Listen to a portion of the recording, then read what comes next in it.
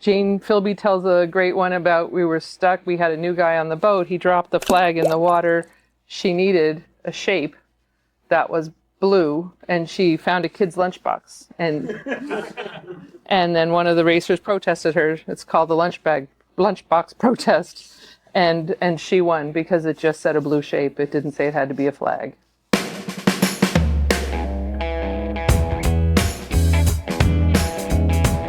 You heard Paula Minnikin, Regional Race Officer.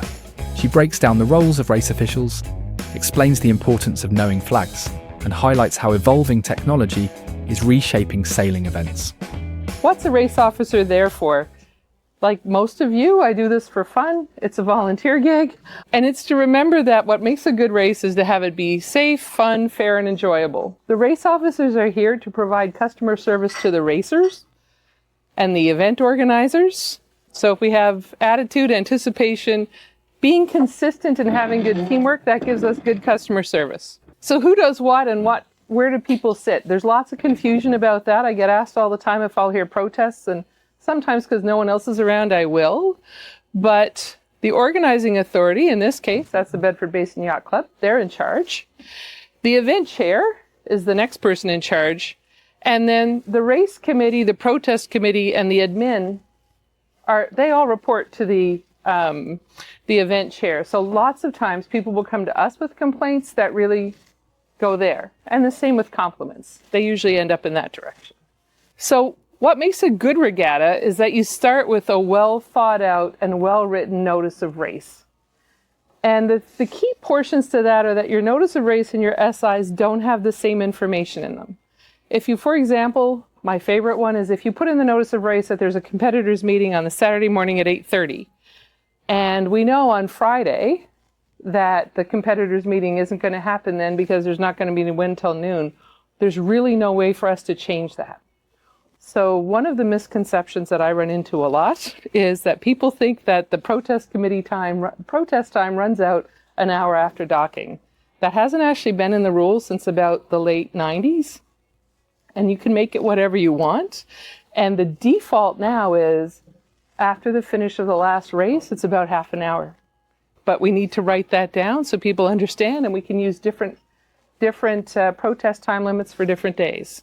So for me, it's all about keeping the organizing authority, the event chair, and the competitors happy. So contrary to popular belief, I do actually want the competitors to say, this is what we want. And the farther ahead of the event that I know that, the better. The worst thing for me is when someone's desperate for a race officer, which sometimes happens, and they call and they go, what are you doing next weekend? And it's like, I've no idea what I'm walking into. There can be only one most important goal. I put this up here because I was hoping there'd be other women here. I mean, any woman my age knows who Christopher Lambert is, and knows the Highlander, which there can be only one. You guys don't know that? Okay, I'll keep going. So you can say that my primary goal is lots of racing. So if you want to have lots of racing, it won't be perfect racing, but we'll get a lot of races in. Primary goal is that we have perfect windward lewards. My definition of hell is when I get out there on a race course and we wait 5 hours while they move things back and forth for days. That's just not fun. You can say that we have enough time for lunch. Oftentimes with little kids, that's a big thing. Are we going to get enough time for lunch? That we have no waiting around. Especially when it's colder, people don't ever want to wait around. That we're back in time for the party. Whoever's running the yacht club, generally speaking, wants to make sure people are back at the bar in time for a party. That you have really tight fleets, that you want to make sure that you keep the handicaps close together, that all the races are really, really close. Or that you have maximum participation, which means we want as many people as possible, in which case you can't get that. So it's really important when you're going to host an event, I've got to change all my words, an event, that you know what's most important. And if I know what's most important, it's a lot easier for me to make you happy. Whatever it is that you want, you have to tell me up front, and then we'll make decisions based on that once we're on the water. So this is really something that happened this summer. So on-water decision, it's incredibly loud, can't hear any of the boats, and some tough decisions to make. That is our one mark boat, and there's no people on it. We're in St. Margaret's Bay. What I was trying to show you with that is that's the start line, and it's crazy windy. We had new mark drivers, and they wanted to get on the committee boat. They did, and they didn't actually tie a knot to the mark boat. It's very foggy, and the boat in that much wind just disappeared. So we had choices to make. And I can't talk to anyone. I can't call the organizing authority or the event chair and say, what do you want me to do? We made a downwind start. I picked marks that were already in St. Margaret's Bay and said, I know this makes no sense, but given where I am, there's no water that way. We're going to be a course that's not square. But I knew, because their thing was they wanted to have a regatta the weekend before Chester Race Week, so we would do that. If they had said they wanted perfect windward lewards and anything else, we would have pulled up our anchor and gone looking for the mark boat and tried to get someone on it. So that's why it's really important to know what's happening ahead of time. Because 100 racers waiting 20 minutes is 2,000 minutes, and that's 33 hours and 20 minutes of humanity's time. So I'm always aware of that if I'm making people wait. And this is my apology for having a crap anchor the last time I was here. That is actually a picture of a nice anchor. That's actually... is that next year's model? No. I will borrow... When I priced out what Peter and Pam offered, and I'm going to borrow one again, because that's like... It's like, no, it's a volunteer gig. No. And I think the other thing to talk about a little bit is a lot is changing in race management. So if you've been racing a long time, sometimes it's hard to understand what's all changing. So foiling boats are changing a lot. Has anybody here used a Vacros? Yeah. Well, if you've been in the Blue Nose fleet, they all seem to have them now. And so it's changing race management. It's taking a lot of the stuff that we do now as human beings out of it, because it knows whether you're over the line or not and who's finishing or not. So the MarkSet bots are allowing people to tweak the course constantly. And I know that upsets some sailors. They're like, they moved the mark. Well, when they can move the mark, understanding what the rules are, it helps you, because you know that once you're on your ley line, they can't move the mark. When I'm on my ley line to get to the mark, no one can move it after that. But until then, they can. And then I put in a little picture because Dale sent it to me earlier today saying he's made a new little automated box. And I love these things, squawk boxes, because then I don't have to remember to keep time and count and all the rest of it. It kind of does it for you. So some of the new things are material. And some of them are important. As I said, I printed a lot of them out. And some are just things that we have to get used to. And some, it's technology is enabling the rules to change. So for me, I did this a lot. I just got back a couple of weekends ago. I did my regional race officer certification at CYC in Ontario. And I had to be corrected several times because I call it a committee boat. And it is a signal vessel. And the only boat that is on a race course is the boats that are racing. It is a boat, and its competitors, that's a boat. Everything else is a vessel, whether it's a mark vessel, or a signal vessel, or a judge vessel. And that took me a minute. So I don't think that's material, but it's an idea of here's some of the things that have changed. I think the most important thing that I would say to especially beginner races is flags matter, know your flags. And not just the ones that you see all the time. Know them all. Who knows what flag we put up if it's mandatory that you put your life jacket on? Who knows what that looks like? You know? And remember that even if in the SIs it says that the flag is going to go up and it's going to be accompanied by two horns, if the two horns don't go, it doesn't matter. That's it. Even if it's in the SIs that's going to be something we do, it's only the flags that count.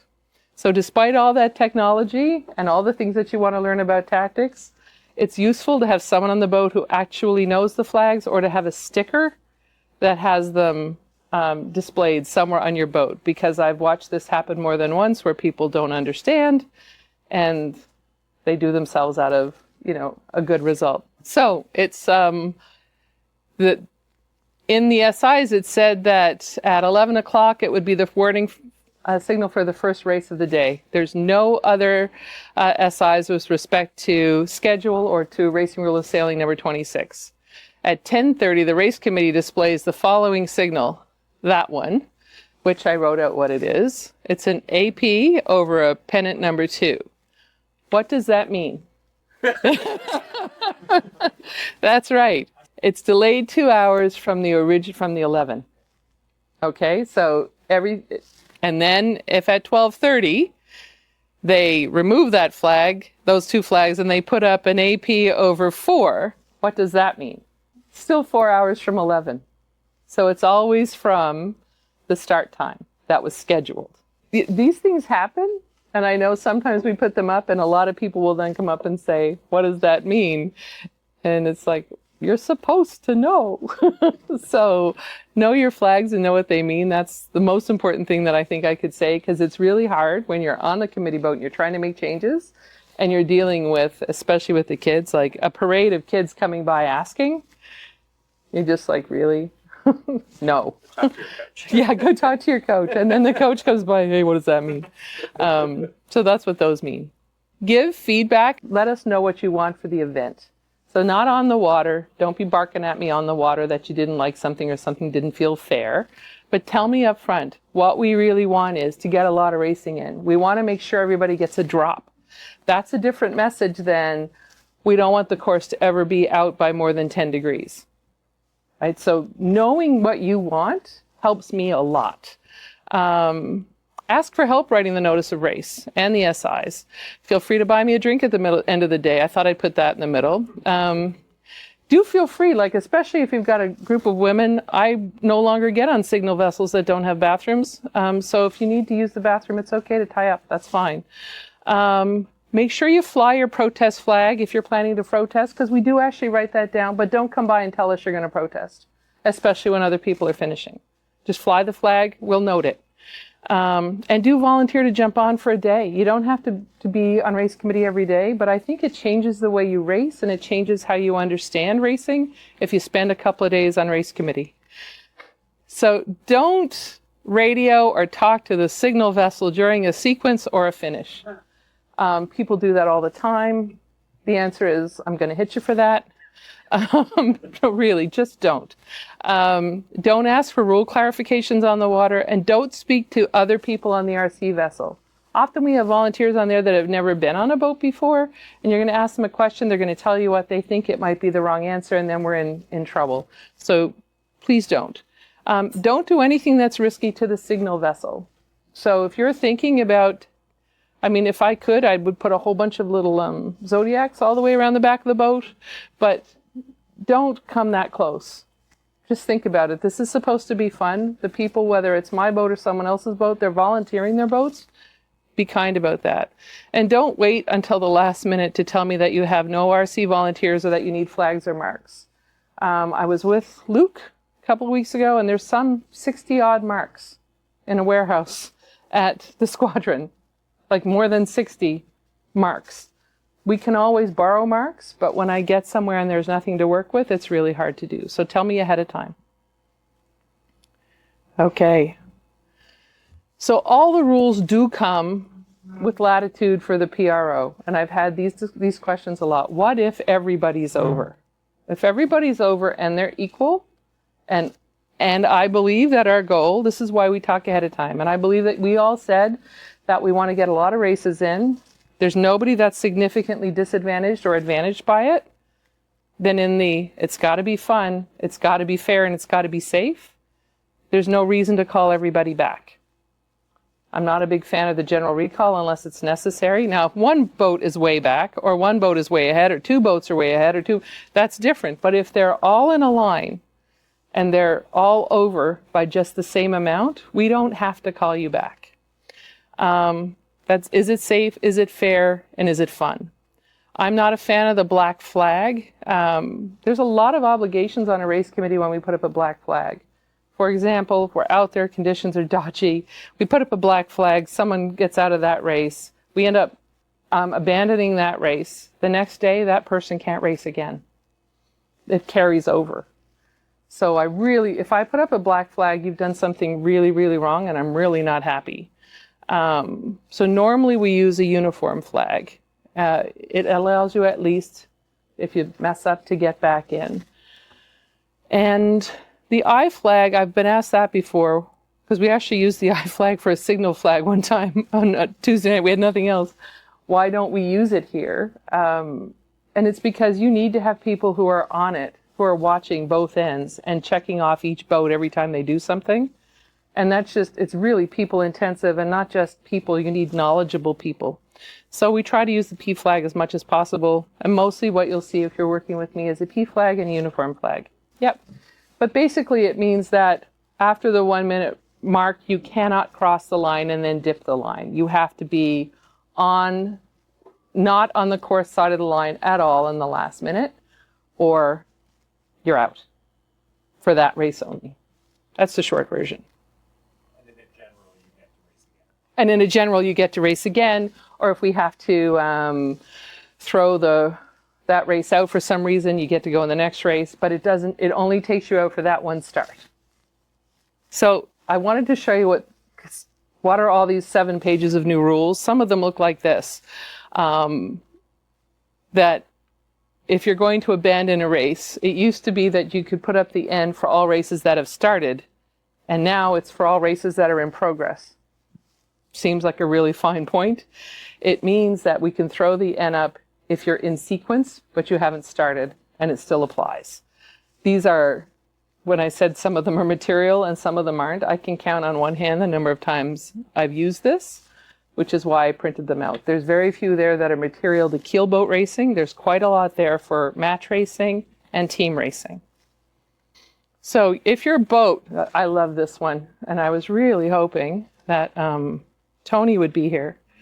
If your boat causes another boat to hit or damage, for example, the signal vessel, but any other obstacle or object, you are now responsible for the damage that you caused that boat to cause. Am I making sense? So that's really clear now, and it wasn't before. And I know he had an incident like that. If you're given a penalty, so a lot of races are using the penalty system rather than throwing someone out. If you didn't do your 2 turns penalty, you can opt instead to take a 20% hit if you want to. If we put it in the SIs, we're now rounding those up to the 10th on a decimal place, and it really does actually affect your result and where you might be. And those rules are new. We used to be able to go to whatever we needed to, and now we can't. It results in ties. Yep. So sometimes after racing, I get questions, and questions are always welcome, preferably in the bar after we've handed all the results in. But I want to show some examples because these are ones I've been asked here at this club that I thought I'd answer. So why do some boats get a whistle when they cross the finish line and some don't? And there used to be a thing that if you didn't get the whistle, it meant you hadn't sailed the course correctly or something. The whistles don't actually mean anything. I personally believe that you shouldn't stay being a race officer if you're not racing anymore. For me, I love getting the whistle. Who likes getting the whistle or the horn? Yeah, yeah. Like, I think so you don't have to, and we argued about this a little bit. A lot of people think you shouldn't anymore. I'm a believer in the horn when you cross first and the whistle for everybody else, and I just think it feels nice. So I still do it. But I was asked that question. It's like, there's no good reason except for I like it and I think it feels good. Well, we're doing this for fun anyway. Seriously. It's supposed to be fun. So what gives with the orange flag? I got asked that a lot last year. And I got to tell you, I was slow to adopt this. Why are we putting up the orange flag 5 minutes before we put up the class flag? Like, doesn't that just slow everything down? No, it doesn't, actually. So it signals that the start area is open. So for example, if you happen to be having trouble getting your boat anchored to hook, and you've already got the start line pin out, you wouldn't put your orange flag out until you're sure that you're hooked, because that means the starting area is open. And once you roll it out, you've got 5 minutes till your warning signal, so everybody knows that, and they can get in the right area and they know. The other big part of that is 4 minutes after the start, we roll it up. If the default is 4 minutes, if you haven't started within 4 minutes, you can't.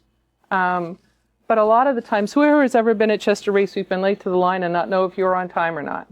If the orange flag is out, you can still race. If it's not, you can't. So does that make sense? Because these are all questions I was asked last year. So I figured I'd put them on here. Okay. Where exactly are the start and finish lines? And this I get, especially if you have someone new, it's why I always insist, or I'll have a DRO call the line. If you have a tetrahedron, and so this is your boat end has a blue flag up, and this is your finish, and your tetrahedron's over here. It's any part of your boat, any part of the hull, crosses the first part. So it's not the back. They don't have to cross the whole thing, the first part. It's why I hate really big tetrahedrons, because in a close race, you can really get messed up with that. So the very first part of it that is where the course side begins, and they just have to cross. And this gets really complicated because if you've got a massive tetrahedron, they get a little tiny piece of their hull across and then they hit the mark. That's no foul. As they've finished as soon as any part of the boat crosses the line at all. So, but if they hit it and then they cross, right, just depending on how they come through, then it is a foul. So sometimes it looks like the race committee doesn't know what they're doing because you have two boats coming through at roughly the same time. You go, how is that guy? How is he having to go do spins? And the other one that totally messed the thing up doesn't have to do anything. So in my ideal world, I would always have pins, or I'm a fan of the little mooring ball. I love those little mooring balls because it's really easy to see, and you know when they're over. In an ideal world, you'd have a pin with a flag on top so that as boats went by, you could really see it, and then it's flag to flag. So that's why I don't like really big marks for either the finish or the start, because on the start, it's the same thing, right? If you have a big tetrahedron, you can actually be right alongside the tetrahedron as long as you don't cross that part. That is the forwardmost part. And that's really hard to see from the committee boat. So why isn't the course square? There's lots of reasons why a course might not be square. Sometimes it's the closest we can pick in the middle of a series of recurring oscillations. Sometimes we're making allowance for the effective tide. So you'll say tide or current is this much. We're going to square it to the apparent wind, not the true wind. And therefore it's a little bit off. And sometimes when you see the signal vessel start at the windward end of the course and stop at a couple of points. So I will sometimes do this. I'm not good about doing it, and I don't do it most of the time. But on my way out to where I think I'm going to set up, start at where I think the windward's going to be and stop a couple of times along the way just to see if there's differences in the wind in the middle of the course so that you have some idea. I'm going to show you the diamond next. So, yeah. So we actually have a spreadsheet, and this is for the courses at 0. That's why there's a 0 at the top. And this is, windward, leeward, or true. And at this, the sailable area is 100% of that diamond, and the distance to sail is 100%. So that's what we're looking at. And if we start, that's a really nice square course. That's why it's called square. So if it moves to 18 degrees, I might choose to not reset the course because the sailable area is still at 84%, and the distance to sail is still at 97%.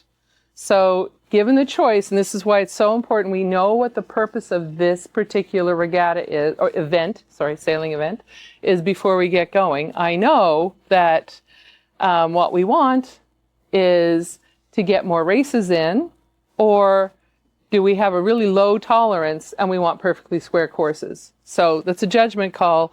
I would tell you that at 18 degrees, there's a 95% chance that I'm going to say, let's just leave the marks where they are and get another race in. But wait, there's more. So I actually have a spreadsheet where you can just put all these numbers in and see, but at 30 degrees, the saleable area is down to 51%. The distance to sale is at 87%. The only time I would leave that in is for like an opti green fleet, because it really doesn't matter that much, and we just want them to get races in. But that's really the cliff in my mind. Okay. Yeah. So, and what's with the Hollywood finish? Because I know I got asked that at here. That's 100% about the signal vessel. If we've got new race committee members on the signal vessel, it really helps to show the numbers, to see it just really makes it clear who's crossing first. And I do realize that for some of the big boats, it's probably too tight if we've got enough wind and you're trying to sail it. But if we know this ahead of time, we can do that. But you will have an upwind finish if you won't do the Hollywood finish. Is there any time when you can use your VHF during the racing? I would say always have a VHF.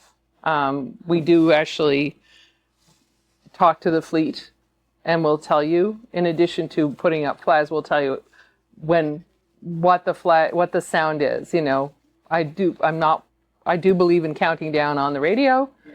So there are some people who are now communicating via notice board on the race management software, and then you're relying on everybody to have it on their cell phone and to have reception. You know, a change of course at a mark or a shortened course, we would probably just do that with a bunch of whistles and people the boat being there, the vessel being there. But yeah, I'm a big fan of everybody having VHF whenever it's keelboat racing. What do you see changing most on the race management on the next decade? I see us changing the way we train and test race management officials. I think that the test for this to be a regional race officer is 100 questions in 60 minutes, and it's written on a paper with a pencil, and you're not allowed to have a calculator. I think that the tests are going to start to catch up to the technology, and we're going to say that's not necessarily the best thing. So I'd like to see it, and I think it is going to go this way, where we're doing a lot more of coaching people through and observing them. I think that's going to change. I think the number of people involved will change, and you'll see more automation. So in addition to the squawk boxes, I think you'll see automated flags. And I think you'll see a lot more people using a GoPro on the finish line, or drones. What do you have to say to people who want to get involved in race management? Just literally come out on the boat a bunch of times. Just say you want to volunteer. I don't think I've ever said there's too many people on the boat, because you can always use an extra set of eyes. We're recording things all the time. I have a stack of really good information from I track the wind mostly every 5-10 minutes on every course I've ever been on. So I have an idea of what's going to happen when, and you'll see patterns over time. I have a lot of them in a spreadsheet, and some places are just squirrely, like right here, and you never know. But others, like St. Margaret's Bay, is pretty consistent, and so you have a good idea. And just having someone to do all that takes time. Having people on the boat who want to learn is good, and you become a better sailor and a better racer by it. So if you want to learn, say so. What is the most memorable protest hearing you've presided over? What lessons did you take away from that experience? Oh, yes. I've dealt with a lot. I'm not sure it's appropriate to share them because you're taping this. But yes, lots of protests, lots of unique situations. I think I'll tell a funny story for my unique situation. How about that? So Chester Race Week, this is before, what I've been trying to do for years is I'll do a year at Chester Race Week as a race committee, and then I'll race for a few years and then I'll go back. So this is a year that I'm on race committee, and we're out there, and the boats are all out there going around the course. It's a beautiful, sunshiny Saturday of Chester Race Week. And if you know the Blandford mark, it's the red and white one, really big at the mouth of Mahone Bay as you come in when you're sailing from Halifax. Yeah, the Coast Guard turned up that day and took that mark out to replace it in the middle of a race. And Henry Lockyer, who was just a kid at the time, we didn't have a boat with a good engine, so he started the engine with some tin foil and a safety pin. and held up an M flag where the mark used to be. And there's a lot of that in race management. A lot of, and fast, you know, it's fast. Jane Philby tells a great one about we were stuck. We had a new guy on the boat. He dropped the flag in the water. She needed a shape that was blue, and she found a kid's lunchbox. And then one of the racers protested her. It's called the lunchbox protest. And she won because it just said a blue shape. It didn't say it had to be a flag. So lots of those. Those are nice, clean stories.